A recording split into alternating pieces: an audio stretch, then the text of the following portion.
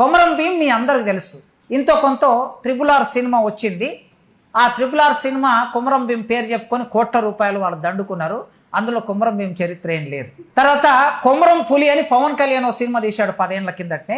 అందులో ఏమి కొమరం భీం గురించి ఉండదు. కొమరం అంటే ఆదివాసీ ఉద్యమాలు అవి ఫ్లవరిస్ గా బయటకు వస్తున్నప్పుడల్లా ఏం చేస్తున్నారు, ఆ పేర్లతో సినిమాలు తీస్తే జనాలు చూస్తారు, మనకు డబ్బులు వస్తాయని సినిమాలు తీస్తారు, కానీ కంటెంట్ ఉండదు.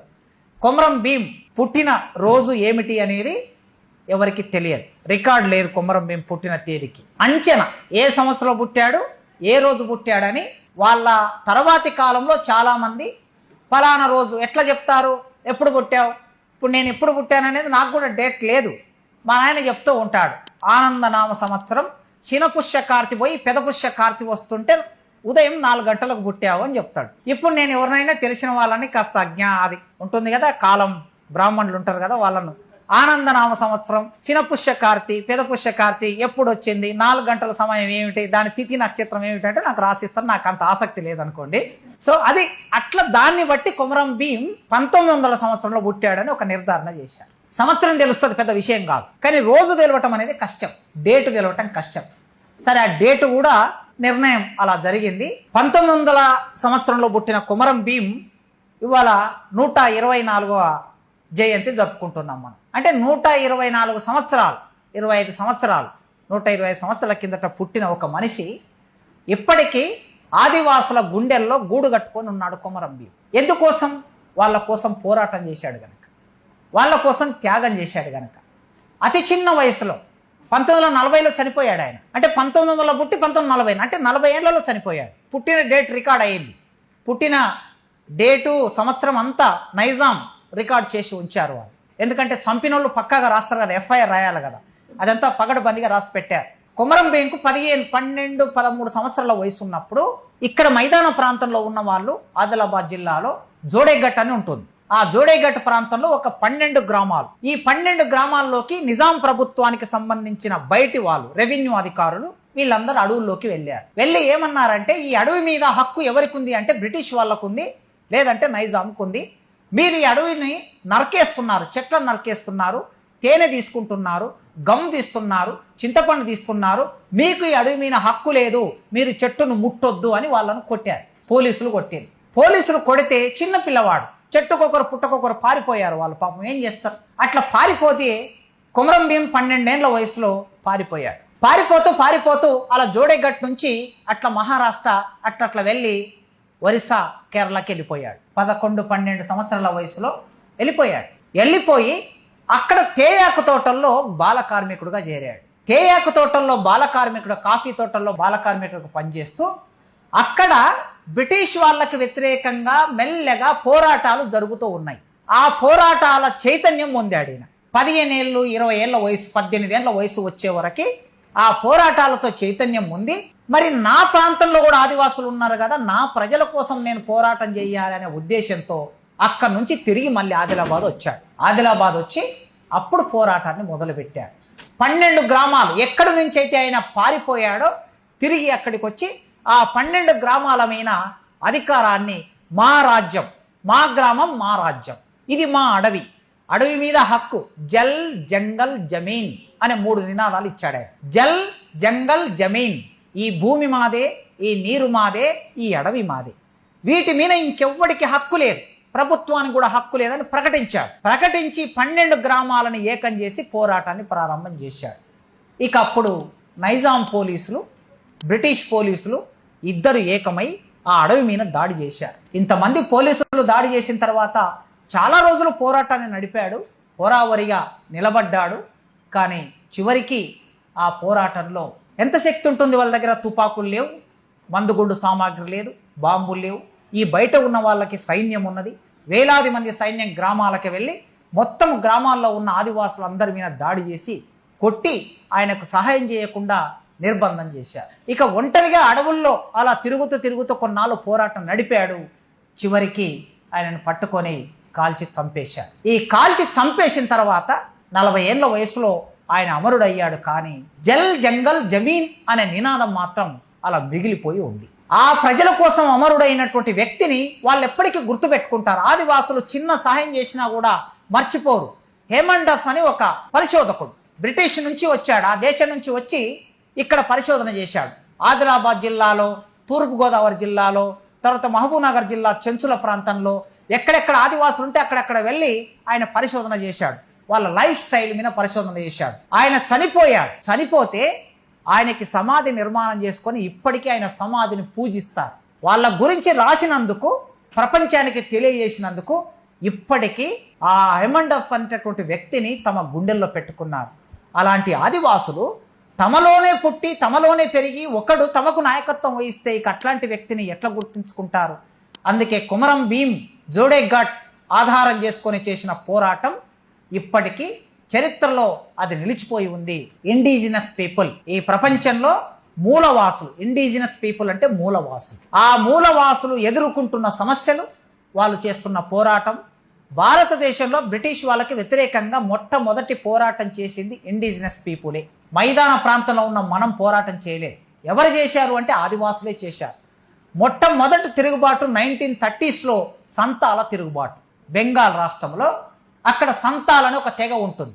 మన దగ్గర ఆదిలాబాద్కు పోతే గోండులు ఉంటారు, భద్రాచలం వైపు వరంగల్ వైపు పోతే కోయలు ఉంటారు, మహబూబ్ నగర్ వైపు పోతే చెంచులు ఉంటారు. అట్లే మనకి శ్రీకాకుళం పోతే సవరులు ఉంటారు, బెంగాల్ పోతే సంతాలు ఉంటారు. ఒక్కొక్క చోట ఒక్కొక్క పేరుతో పిలుస్తారు వాళ్ళని. ఈ సంతాలు మొట్టమొదటి తిరుగుబాటు చేశారు బ్రిటిష్ వాళ్ళకి వ్యతిరేకంగా. ఆ తర్వాతనే 1857 తిరుగుబాటు వచ్చింది. తర్వాత బిర్సా ముండా నాగపూర్కు దగ్గరగా అంటే మహారాష్ట్ర అడవుల్లో ఆదివాసులు వాళ్ళు బిర్సాని దేవుడిలాగా ప్రార్థిస్తారు ఇప్పటికీ కూడా. ఆ బిర్సా ముండా బ్రిటిష్ వాళ్ళకి వ్యతిరేకంగా పోరాటాన్ని మొదలుపెట్టారు. ఆ పోరాటాన్ని మొదలుపెడితే బ్రిటిష్ వాళ్ళు ఆయనతో పోరాటం చేతగాక చాలామంది వాళ్ళ సైనికులు చనిపోయారు. చివరికి కుట్ర చేసి బిర్సా ముండాను పట్టుకొని తీసుకెళ్లి రాంచీ జైల్లో పడేశారు. రాంచీ జైల్లో పడేసి ఆయనకు సరైన వసతులు కల్పించకపోతే ఆ జైల్లోనే చనిపోయాడు, అనారోగ్యం పాలై చనిపోయాడు. ఇట్లా సంతాలు, బిర్సా ముండా, కొమరం భీం, ఇంకా ముందుకెళ్తే సమ్మక్క సారక్క, ప్రతాపరుద్రుడికి వ్యతిరేకంగా కాకతీయుల సామ్రాజ్యం గురించి గొప్పగా చెప్తాం మనం. ఆ కాకతీయుల సామ్రాజ్యంలో ఒకానొక రాజు ప్రతాపరుద్రుడు. ఆ ప్రతాపరుద్రుడు ఆదివాసులు పన్ను కట్టలేదని ఆదివాసులు పీడిస్తే ఆదివాసుల వైపు నిలబడి విల్లంబులు చేతబట్టి పోరాటం చేసిన వాళ్ళు సమ్మక్క సారక్క. వాళ్ళు మనుషులే. ఎప్పుడు 1300 సంవత్సరాల కాలంలో ఇక్కడ కాకతీయ సామ్రాజ్యం ఉంది. 1300 సంవత్సరం కాలంలో ఇక్కడ వాళ్ళు పోరాటం చేసిన వాళ్ళు. అంటే ఒక 700 సంవత్సరాల కిందట ఈ ప్రజల వైపు నిలబడి పోరాటం చేసిన వాళ్ళు ఇప్పుడు వాళ్ళని దేవతలుగా కొలుస్తూ ఉన్నారు.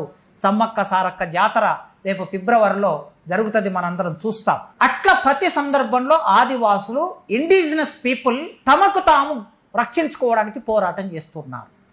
ఇప్పటికీ పోరాటం చేస్తున్నారు ఈ దేశంలో తమ హక్కుల గురించి. భారత రాజ్యాంగంలో అంబేద్కర్ రాజ్యాంగం రాసేటప్పుడు 5వ షెడ్యూల్లో చేర్చారు ఈ ఆదివాసి ప్రాంతాన్ని.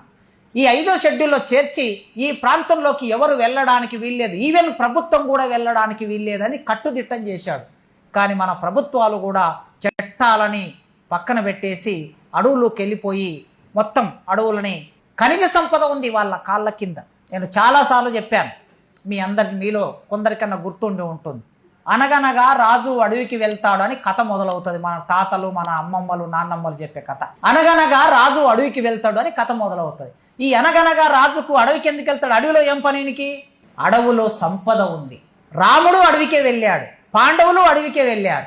ఇప్పుడు ఆదాని అడవికే వెళ్తాడు, అంబానీ అడవికే వెళ్తాడు, లక్ష్మీ మిట్టలు అడవికే వెళ్తాడు, ఎస్ఆర్ కంపెనీ అడవికే వెళ్తుంది, జిందాల్ కంపెనీ అడవికే వెళ్తుంది, డీబీర్స్ కంపెనీ అడవికే వెళ్తుంది. మీరు ఈ కంపెనీ అన్నిటిని ఒకసారి గూగుల్లో సెర్చ్ చేయండి. ఈ కంపెనీలన్నీ ఇప్పుడు భారతదేశం అడవుల్ని తమ స్వాధీనంలోకి తీసుకున్న కంపెనీ.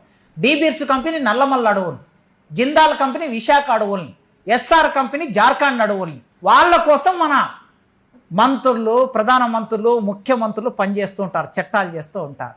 ఆదివాసుల వైపు నిలబడి పోరాటం చేస్తున్నటువంటి మావోయిస్టులని ఒక్కొక్కరిని పట్టుకొని ఈ మధ్యకాలంలో ఎంతమందిని చంపారో మీరు చూశారు. ఇప్పుడు కొందరు సరెండర్ అవుతున్నారు. వాళ్ళే ఒక్క సంవత్సర కాలంలో 1400 మందిని చంపారు మావోయిస్టులని. ఇక్కడ నుంచి పోయి అక్కడ పోరాటం చేస్తున్న వాళ్ళని ఎందుకు అడుగుతున్నారు? వీళ్ళు ఆదివాసులు ఏమడుగుతున్నారు? వాళ్ళ కాళ్ళ కింద ఇనుము ఉంది, వాళ్ళ కాళ్ళ కింద మాంగనీస్ ఉంది, వాళ్ళ కాళ్ళ కింద బాక్సైట్ ఉంది, వాళ్ళ కాళ్ళ కింద బంగారం ఉంది, వజ్రాలు ఉన్నాయి. వీటిని తవ్వాలి.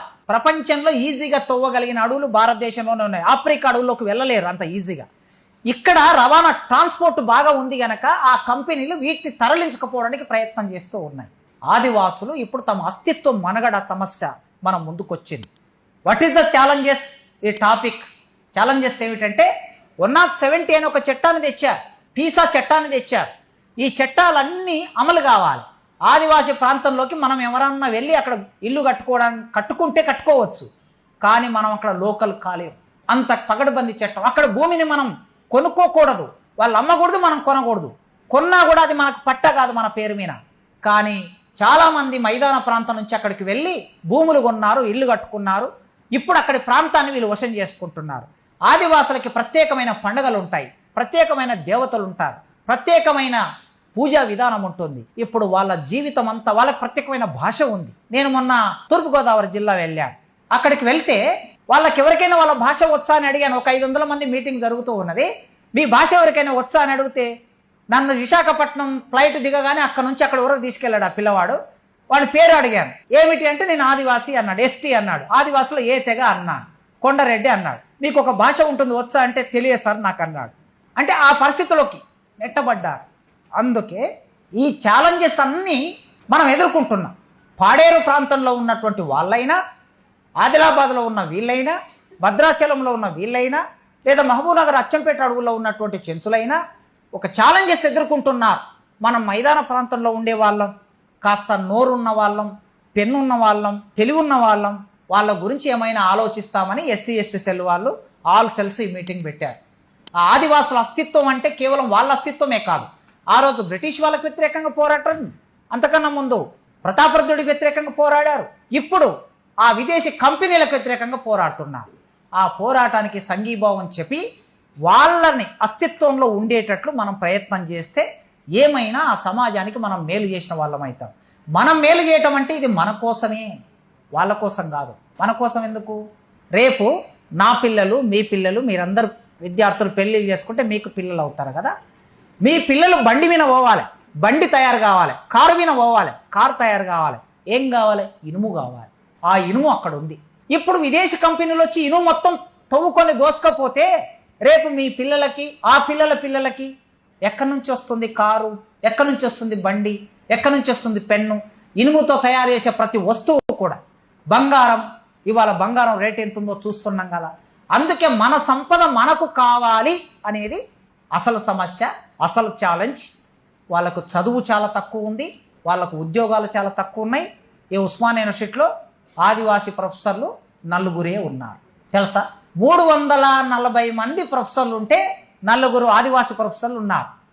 ఆదివాసీ విద్యార్థులు కూడా చాలా తక్కువ సంఖ్యలో ఉంటారు. నాకు తెలిసి 1000 కన్నా ఎక్కువ ఉండరు, 200-300 ఉంటారు. మరి వాళ్ళకు యూనివర్సిటీ వద్దా? వద్దా అంటే పాపం తెలియదు ఇంత దూరం రావాలని, అమాయకంగా ఉంటారు కదా. అందుకే వాళ్ళని విశ్వవిద్యాలయాల్లోకి తీసుకురావాలి, వాళ్ళని ఉద్యోగాల్లోకి తీసుకురావాలి, వాళ్ళని ప్రధాన స్రవంతిలోకి తీసుకురావాలి.